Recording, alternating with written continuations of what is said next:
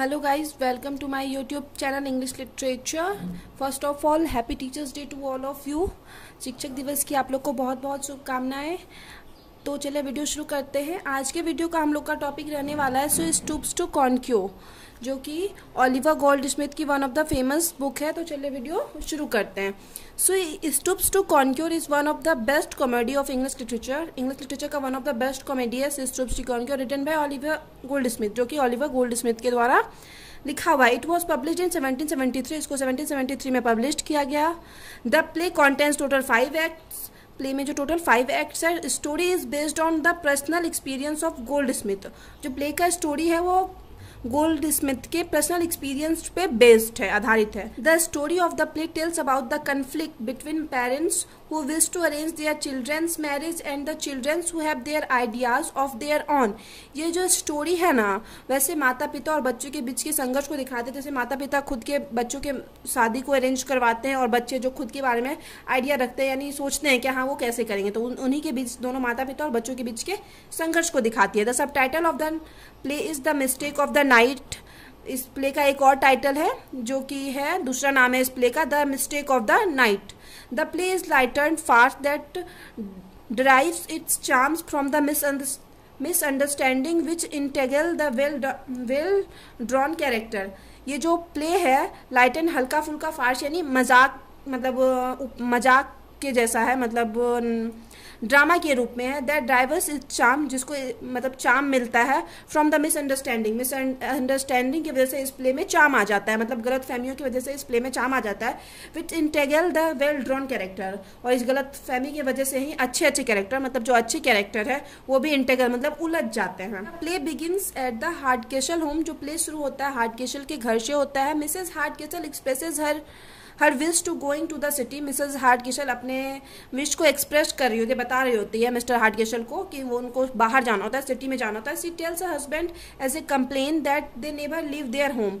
अपने मतलब पति को कंप्लेन कर रही होती है कि वो लोग कभी बाहर नहीं गए, कभी घर को छोड़ के नहीं गए। Mister and Mrs हार्डकेसल wait for the arrival of Marlowe. Mister और मिसेज हार्डकेसल जो है ना, मार्लो का वेट कर रहे थे, मार्लो को पहुंचने का वेट कर रहे थे। सन ऑफ चार्ल्स मार्लो, जो कि मार्लो जो है बेटा है चार्ल्स मार्लो का। One of Mr Hardcastle friend, जो कि मिस्टर हार्डकेसल के फ्रेंड है। Marlow is suitor to Mr Hardcastle daughter Kate Hardcastle. Marlow जो है एक लड़का, मतलब उसके लिए प्रपोजल है, मतलब केट हार्डकेसल के लिए एक लड़का मतलब चूज किए हुए हैं मिस्टर हार्डकेसल अपनी बेटी के लिए।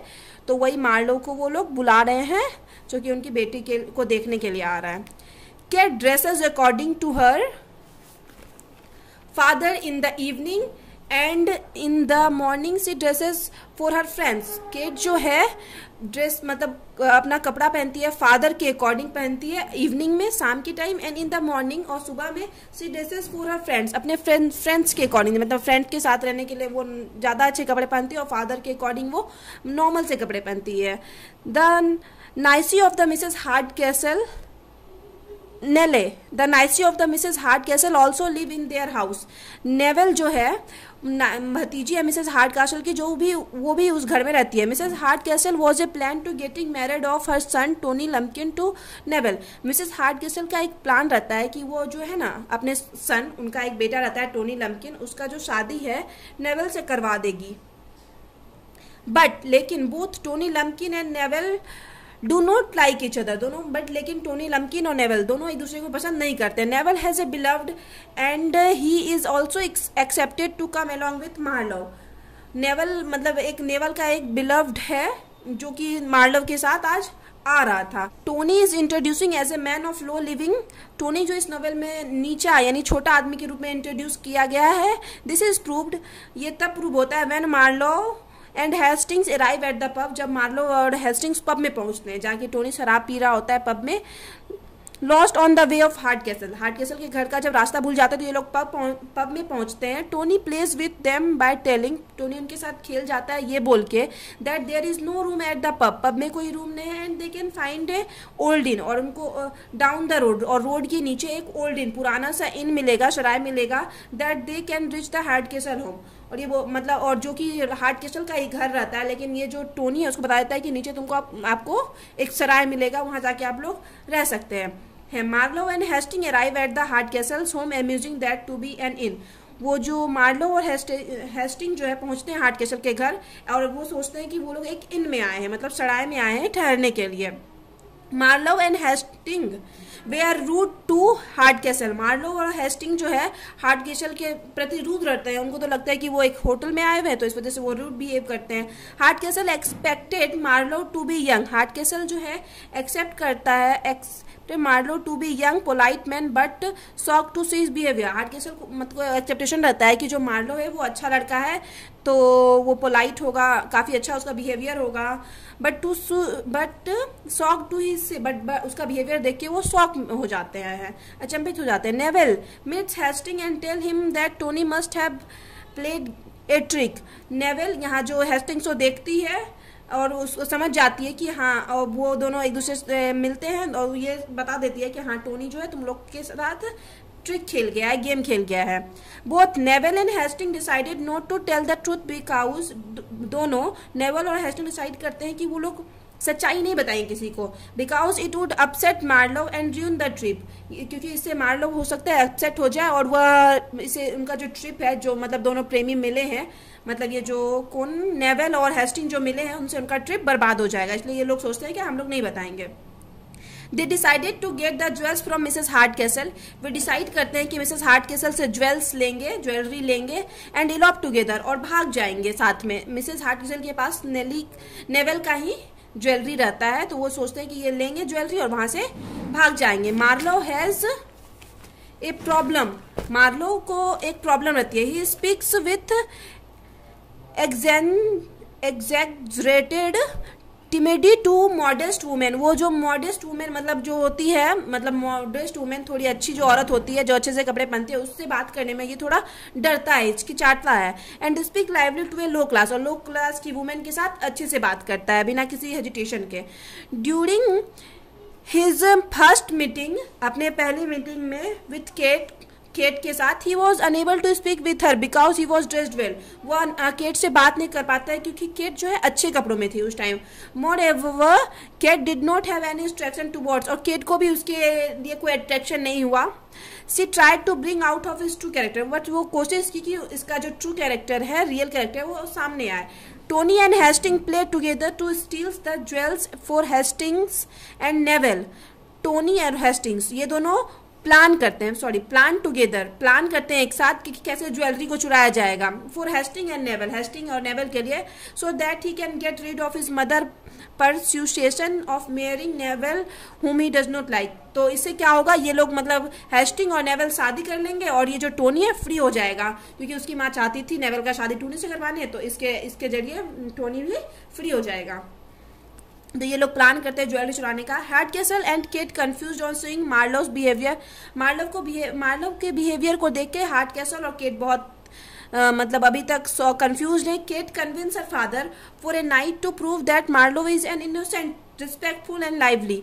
अपने फादर को केट प्रूव करने के लिए कि मार्लो एक अच्छा लड़का है, टाइम मांगती है, एक रात का टाइम मांगती है। Charles Marlow the father of Marlow is on the way. मतलब चार्ल्स मार्लो जो है, जो मार्लो के फादर है, वो वे मतलब ऑन द वे है, मतलब रास्ते में वो भी आ रहे होते हैं। इफ ही अराइव्स, अगर वो पहुंच जाते हैं, Hasting identity will be revealed to Hardcastle. तो हार्ड कैसल के सामने हेस्टिंग्स का आइडेंटिटी आ जाएगा, पहचान आ जाएगा कि हेस्टिंग्स और नेवेल जो एक दूसरे से प्यार करते हैं, क्योंकि because Marlow father know about the both of them. क्योंकि मार्लो फादर जो है ना हेस्टिंग्स और नेवेल के बारे में जानते थे, उनके अफेयर के बारे में जानते थे। Hasting has sent the jewels to Marlow to keep it safe. Hasting क्या करता है, ज्वेल्स लेने के बाद, चोरी करने के बाद ये मार्लो को दे देता है, तो कीप इट सेफ, इसको अच्छे से रखने के लिए, सुरक्षित रखने के लिए। But Marlow handed over it Mrs Hardcastle. और लेकिन मार्लो क्या करता है, इसको फिर से मिसेस हार्ड कैसल को दे देता है। फॉर ही स्टिल बिलीव्स, क्योंकि अभी भी इसको बिलीव होता है that Mrs hard castle is the land lady of the in. और इस क्योंकि मार्लो को बिलीव होता है कि ये जो इन है, सड़ा है, इसकी जो मालकिन है वो मिसेस हार्ड कैसल है, तो ये इसको दे देता है, मतलब सारा jewellery. When Hasting know about this, और हेस्टिंग को जब इस सब्जी के बारे में पता चलता है, ही प्लान टू एलॉप विथ नेवेल, तो वो सोचता है कि नेवेल के साथ अब भाग जाया जाए। Behaviour made Hardcastle irritated. Marlow के बिहेवियर से हार्डकेसल बहुत मतलब इरिटेट हो जाते हैं। And later on Marlow understood about everyone particularly about Kate and Mr Hard. और धीरे धीरे लेकिन मार्लो जो है समझने लगता है मिस्टर हार्डकेसल और केट को धीरे धीरे जानने लगता है। Marlow started to love Kate. Marlow जो है कैट से प्यार करने लगता है but he was not able to continue. But लेकिन वह इस चीज को कंटिन्यू नहीं रख पाता है बिकॉज क्योंकि ही थॉट, वह सोचता है that Kate belong to a poor family, कि केट पुअर फैमिली से बिलोंग करती है। And his father Marlow would not accept. और उसके पिताजी जो मार्लो है कैट को एक्सेप्ट नहीं करेंगे क्योंकि अभी भी ये मार्लो को ऐसा ही लग रहा है कि जो जहाँ वो ठहरा हुए है वो एक टाइप का इन है, मतलब सड़ाई है। और यहाँ पे जो कैट है काम करती है एज ए बार मेड के रूप में काम करती है। इसलिए वो केट जब भी नॉर्मल उसके सामने आती है नॉर्मल मेड वाले कपड़ों में ही आती है, अपने फादर के अकॉर्डिंग जब वो नॉर्मल कपड़े पहनती है तभी उसके सामने आती है। तो उसको यही लगता है कि ये बारमेड है और उसके पिताजी इसको एक्सेप्ट नहीं करेंगे। Hastings and Neville decide not to elope because Mrs Hardcastle know about the plan. और हेस्टिंग और नेवेल जो है ये नहीं जाने का मतलब नहीं भागने का प्लान बनाते हैं बिकॉज क्योंकि हार्डकेसल को जब ज्वेलरी हार्डकेसल के पास वापस जाती है तो हार्डकेसल को इन लोग के प्लान के बारे में पता चल जाता है। Hastings and Tony blamed and each other and argue for their failure of plan. ये क्या करते हैं हेस्टिंग और टोनी जो है ना एक दूसरे को ब्लेम करने लगते हैं एंड आर्ग्यू और बहस करते हैं for their failure of plan. उनके प्लान फेल होने की वजह से दोनों से बहस करते हैं और एक दूसरे को ब्लेम डालते हैं कि तुम्हारी वजह से प्लान फेल हो गया। Then Tony promise to help and solve the problem for Hastings. और उसके बाद टोनी प्रॉमिस करता है कि हाँ ये प्रॉब्लम वो सॉल्व कर देगा, हेस्टिंग्स से ये प्रॉमिस करता है। Marlow Kate Hardcastle came to know the truth and all were happy. Marlow Kate और हार्डकेसल जब सबको ट्रूथ पता चलता है, सच्चाई पता चलता है तो सभी बहुत खुश होते हैं। सर चार्ल्स मार्लो अराइव्ड और सर चार्ल्स मार्लो जब वहां पहुंचते हैं एंड ही अलॉन्ग विथ हार्डकेसल लाव टुगेदर ओवर द कंफ्यूजन। और इस कंफ्यूजन के कारण वो और हार्डकेसल मतलब मार्लो के पिता और हार्डकेसल बहुत हंसते हैं कि कैसा मतलब कंफ्यूजन क्रिएट हुआ, ये सब सोच के काफी हंसते हैं।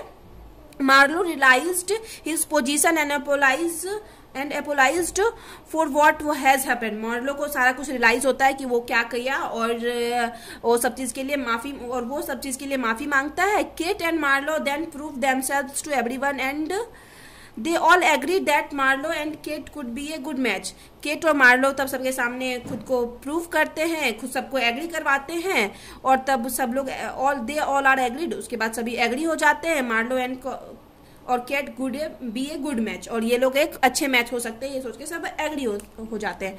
Hastings and Neville decide not to elope. ये लोग भी डिसाइड करते हैं नहीं भागने का। And sought permission to marry और शादी का परमिशन लेने का मतलब डिसाइड करते हैं। Tony decided not to marry Neville. Tony अब कंफर्म में डिसाइड हो चुका है कि वो नेवेल से शादी नहीं करेगा। Hasting and Neville were given permission to marry. Hasting और नेवेल को भी अब शादी का परमिशन मिल जाता है। All we are happy except Mrs Hardcastle. अब जो ये प्ले में है मतलब नेवेल और हेस्टिंग का शादी हो गया और उधर मिस्टर मतलब मार्लो और केट का शादी हो गया।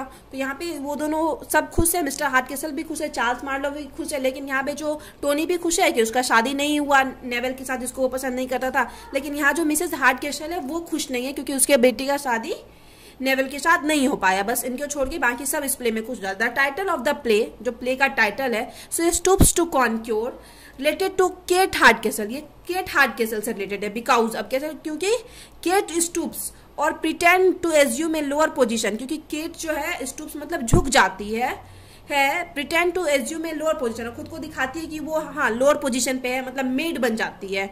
ऑन द सोशल स्केल, सामाजिक रूप से नीचे झुक जाती है। मतलब मार्लो को जानने के लिए वो एज ए मेड ही बिहेव करती है मार्लो के साथ, ताकि मार्लो उसके साथ कंफर्टेबल होके बिहेव कर सके।